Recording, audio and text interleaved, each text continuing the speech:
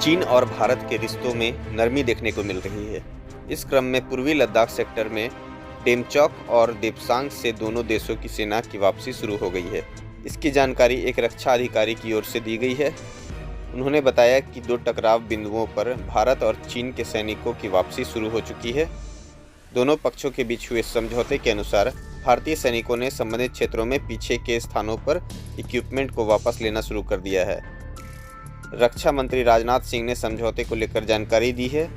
उन्होंने कहा है कि दोनों देश के बीच बातचीत के बाद वास्तविक नियंत्रण रेखा LAC पर जमीनी स्थिति बहाल करने पर सहमति बनी है। समझौते में पारंपरिक क्षेत्रों में गश्त और मवेशियों को चराने देने की अनुमति भी शामिल है।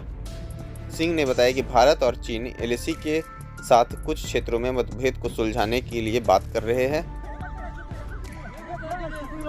सैन्य और कूटनीतिक दोनों स्तर पर दोनों देशों के बीच बात चल रही है। 4 साल से ज़्यादा समय से जारी सैन्य गतिरोध के समाप्त होने के बाद चीन और भारत के रिश्तों में और सुधार आ सकते हैं। इस समझौते को एक बड़ी सफलता के रूप में देखा जा रहा है। इससे पहले भारत ने सोमवार को घोषणा की थी कि वह पूर्वी लद्दाख में वास्तविक नियंत्रण रेखा पर गश्त करने को लेकर चीन के साथ एक समझौते पर पहुंच चुका है।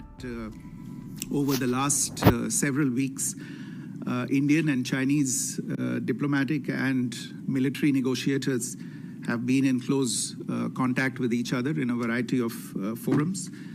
And as a result of these discussions, agreement has been arrived at on patrolling arrangements along the line of actual control in the India-China border areas, leading to disengagement and a resolution of the issues that had arisen in these areas in